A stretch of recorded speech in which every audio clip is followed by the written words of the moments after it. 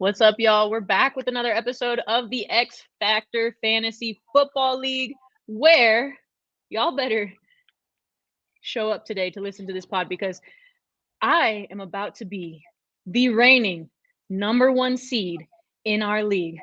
I know y'all wanted me to host this show today so that I could make sure to set y'all straight because I just whooped up on facts and stats. Where are these people that were going to come on this podcast? I want to hear from facts and stats. I forget what his name was.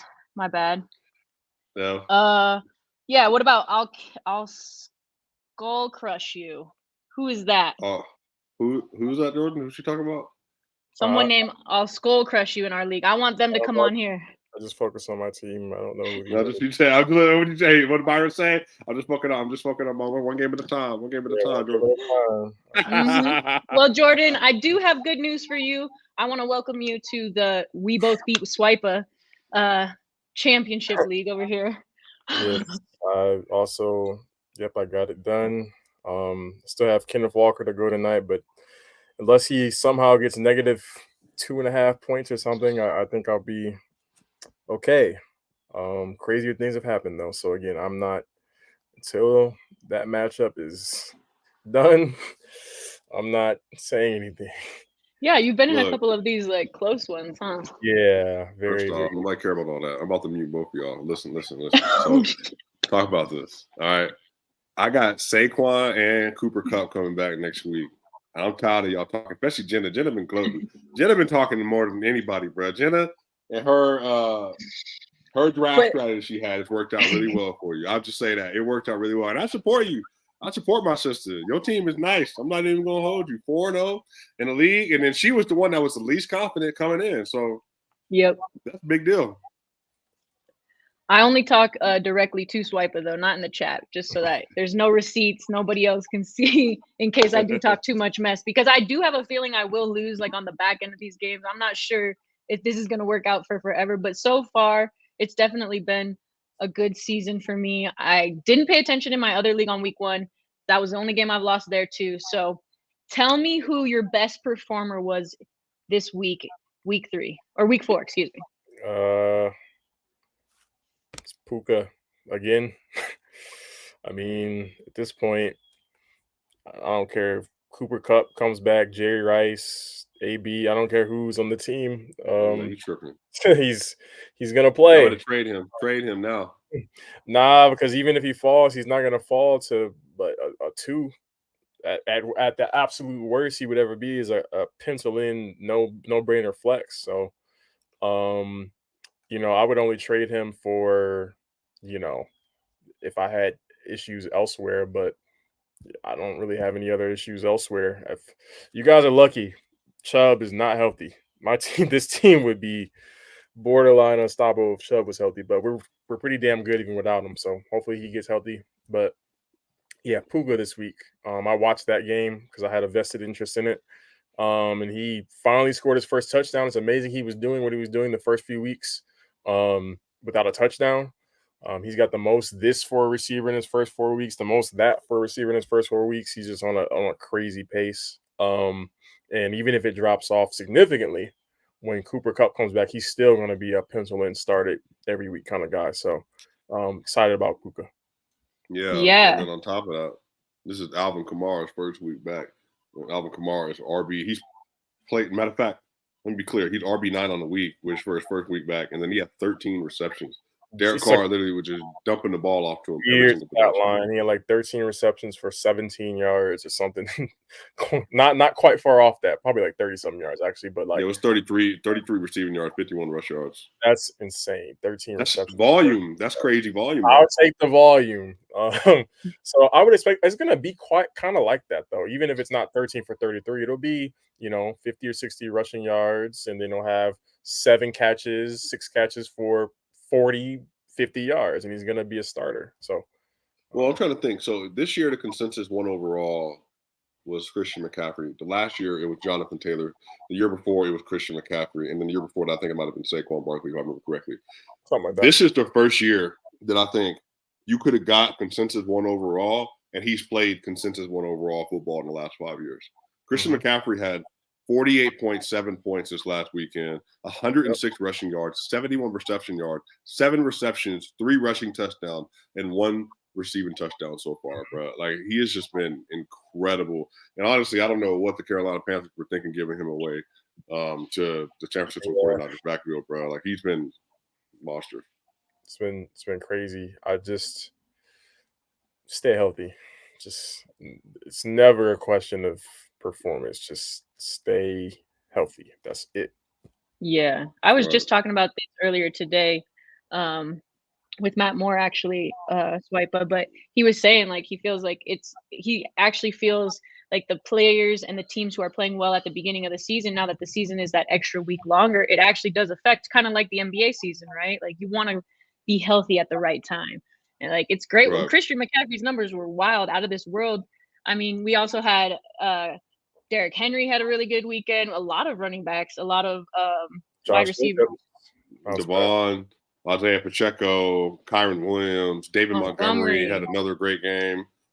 Yeah. Yeah, David Montgomery, 121 rushing yards, 2 touchdowns, 3 runs. Man, come on, And bro. lots of multiple TDs. Multiple TDs for Stephon Diggs, AJ Brown, Montgomery, like lots of multiple TDs for these guys. So big production week. And lucky for me, remember how I'm number 1? I'm about to be number 1. Y'all remember that, right? Just talked about it. So I scored 180 points this week, all because of the multiple touchdowns. Montgomery, Derrick Henry, and Herbert all gave me multiple TDs this week. AJ Brown. So I had a couple guys like it was honestly, I'm a little bit worried it's a fluke, but you know, it's all right. We're number 1 right now. We're solid. I'm so sick that I did not get Nico Collins in any league, bro. Because I told you Jordan and Jenna before the league coming into it, bro. 7 receptions for 168 and 2 TDs, bro. He's a 2. He wide receiver 3 on the weekend. And yeah, fantasy football is going crazy right now. If me and you drafted Joe Burrow has scored you a total. I don't think Joe Burrow has scored me over 40 points over the whole year so far. Been crazy. So, yeah, that's sunk my team. Like that is actually something like sunk my team. Yeah, it was doomed from training camp. Looking back, even if he would have sat, obviously if he's sitting, have him. But it was cooked from training camp. So hopefully he can do like top 12 play for the rest of the season, but it's not looking too good right now. He was one of those guys I wasn't sure who to start, Kirk or Joe. Not that Kirk is the obvious answer, but like I thought Joey B was in a good position this last week to actually potentially kind of break out.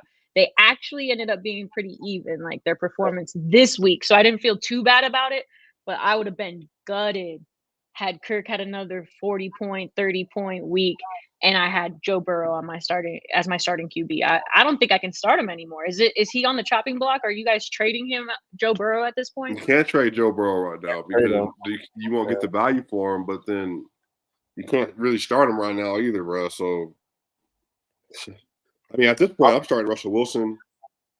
I'm starting Josh. Hey, Josh Dobbs. He's acting up. I might start Josh Dobbs. I might at this point. It depends. I might consider cutting him. I'm not gonna lie. It's just cutting.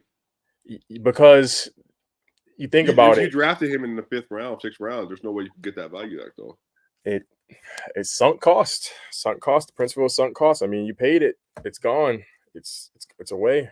I'd rather add Joe Burrow to a trade package than or something like that. Yeah, but essentially what I'm saying is like, because you say, okay, if he bounces back, right, and returns to form, how many weeks before, and maybe cutting is a bit premature, but it's not that far off because like you think about it, how many weeks of play are you going to need to see before you're comfortable putting him back in the lineup? For me, it's 2, probably 2 or 3. Before I'm saying probably 2. 2 is probably the exact number where it's like, okay, I've seen him play well for 2 good weeks. I'm comfortable. He looks good. I'm going to put him back as my starter. But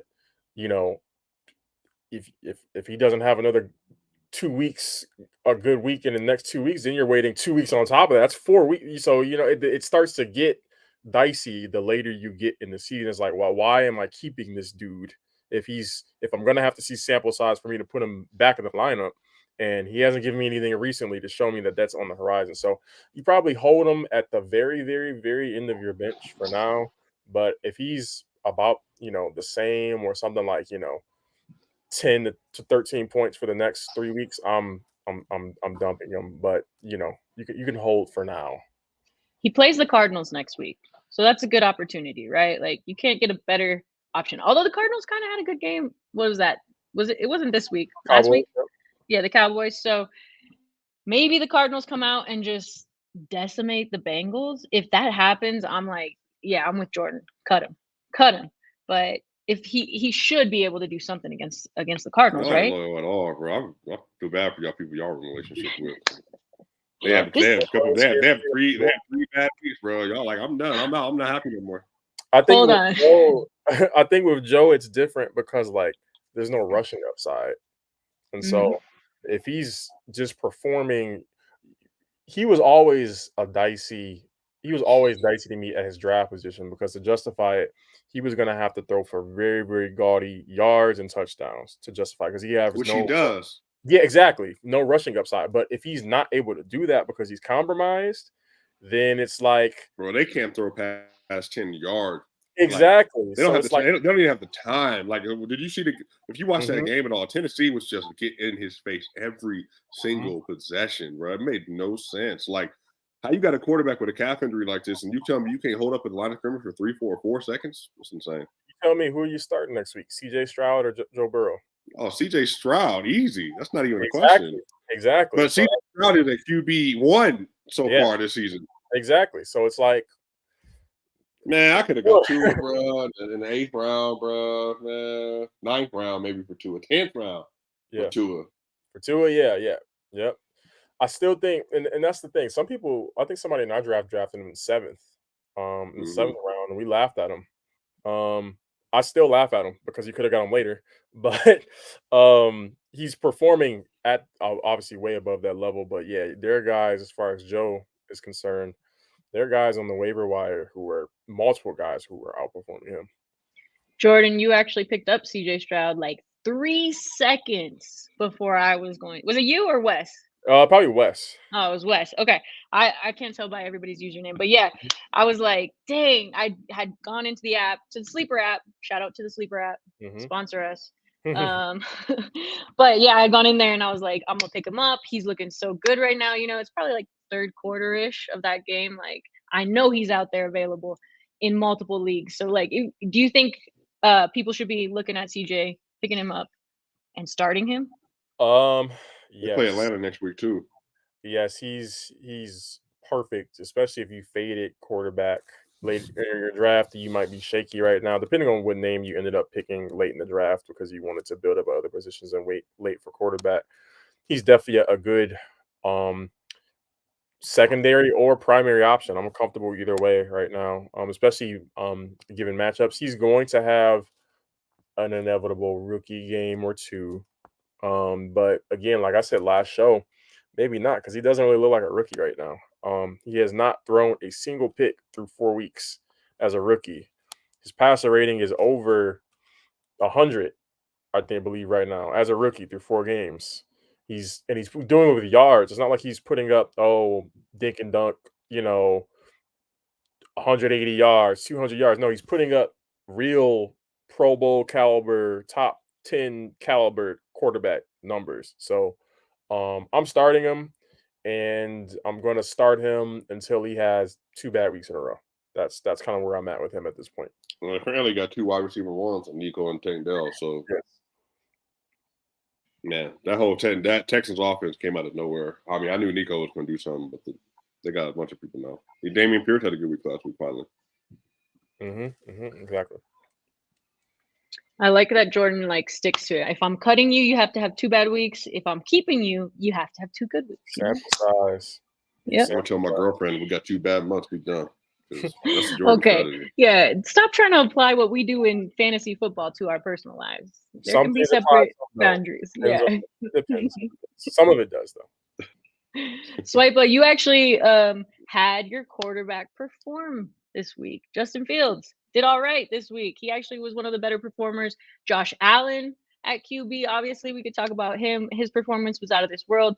Any other QBs that you guys really liked around the league this week? Justin Herbert with a broken hand. Yeah, Justin Herbert with a broken left hand still went off. Anthony Richardson, back from concussion, went off. Lamar Jackson's playing really well right now.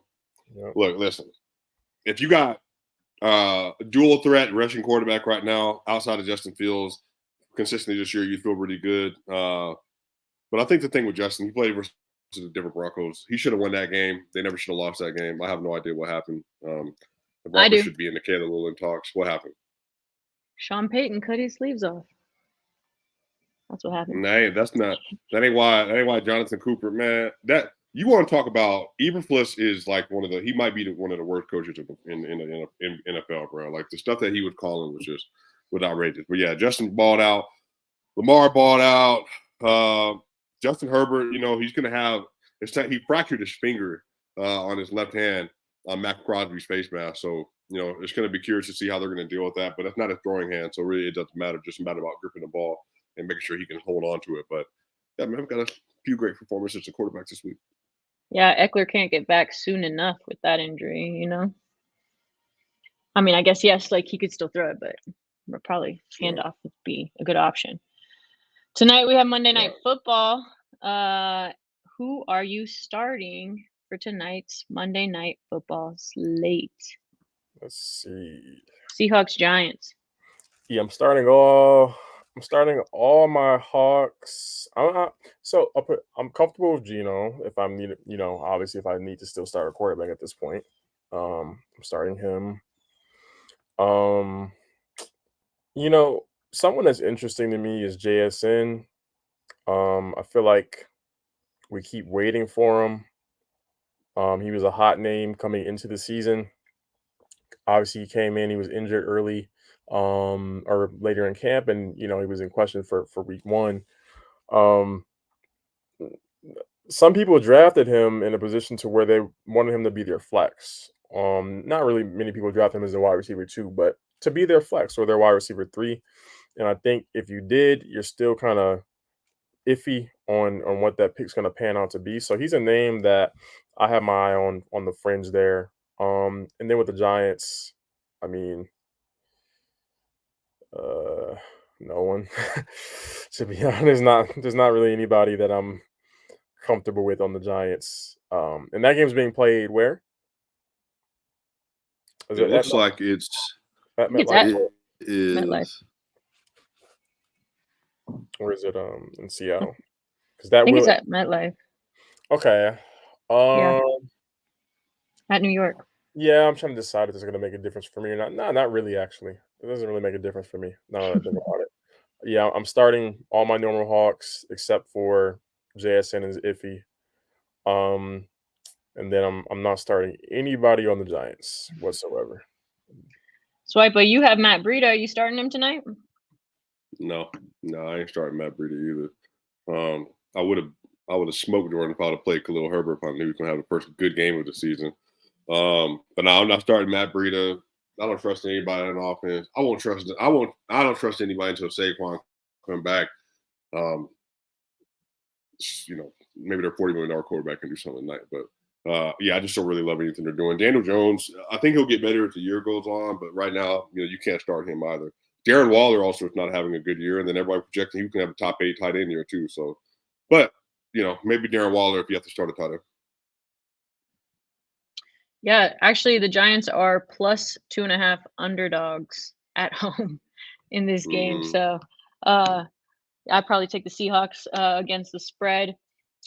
Anything else you guys wanted to talk about from week 3? Or I'm so sorry, week 4. I have week 3 written out on my paper here from last week.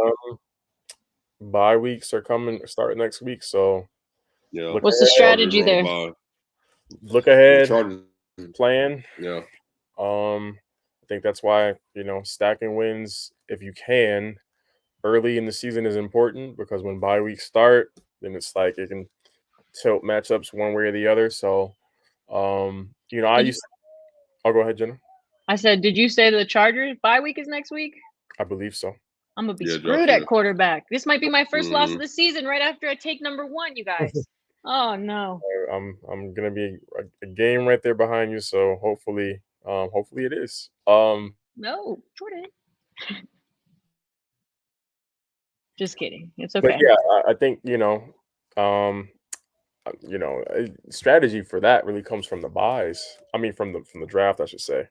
I used to be a guy who, it, depending on the player, I might try to almost not throw a week because you try to win, but like stagger it so most of my buys fall in 1 week. And then just get it out the way. Take a schedule L. You know how the NBA is scheduled loss, basically 3 game in 4 nights or a second game in a row back to back. Do the same Yeah. fantasy. Just take the L, take my bye week L. Everybody's on bye. We're cool. And then we come right back and do what we do. But it's normally not how it works out because you're drafting position player, at value and all that. So just this is where the impact of a good bench comes into play. So I think that's the biggest lesson there. Try to have at least 1 or 2 good quality pieces on your bench, not only for injury but for buys. So I think that I think I'll be in good position because my bench is pretty good even with Chubb out. Swiper, you got any thoughts on the bye week? No, if you're in my position, you just gotta kind of chug away because you've been dealing with major injuries all year. So What's your record right now? See, look at 1-3. him blaming the injuries again. I thought a second ago it was because you didn't play I start the mean, right players. Jordan, you asked me if I had Cooper Kupp and Saquon this week. I don't know. I mean, I'm down. You got to give me Chubb. You got to give me Chubb. I'll tell you. You got to give me Chubb. Whatever Puka's giving you, put that on Cooper Kupp and Son. That's all I'm saying. So, if I got to pick somebody up off our waiver wire for QB, Kenny Pickett, Mayfield. Pickett's probably out, but Baker Mayfield. Derek Carr's available. Josh Dobbs available. Who am I picking up this week? Probably Dobbs. I'm not gonna lie, out of those names, like none of those other names. Yeah, it might be a time to take a Dobbs gamble. Yeah. I'm trying to think. I also feel like look at the matchup, right? Like depending on the matchup, it's a 1 week I need, so I'm gonna have to look at see who everybody's playing. Exactly. All right. Well, are we ready to wrap up the show, Swipa, or what do you want to do? Because you told me to host, but then like 2 minutes in, we're like, no, let's talk about this. Remember that? No, we're good. We're good. You did a great job, host. I appreciate it. Swipa, your brain is all nuggets right now, huh? It's me NBA Media Day, and it's been a while. It's been a doozy. And so we got more to do, Jenna, more to do. For sure. Well, make sure you follow Swipa and all of the stuff he's putting out on the Nuggets and covering his first NBA Media Day. It was exciting to have you there. And best dress, by the way. Jenna wore that. Show him the shirt, Jenna. Show him your shirt. Maya Moore in the house. Supporting the W. We're it's the first day of NBA Media, and we already forgot the W's in the playoffs right now. Like, so sad. Nobody forgot. Nobody even knew. You can't forget something nobody even knew. So first off, I got dubbed best dressed at NBA Media Day. I brought up Jenna's name out of respect. Now it's out of respect, not because you've seen my shoes, right? Well, Jordan, do you have any projects people can follow you for? I will give them to you once they come out. I have approximately 10 projects that will be out in the next month or so. So stay tuned. All right. So we're going to have to stay tuned for Jordan's projects. You can follow me at Vita Viva Diva. Follow our X Factor Fantasy Football podcast right here on YouTube. And we'll see y'all on Wednesday.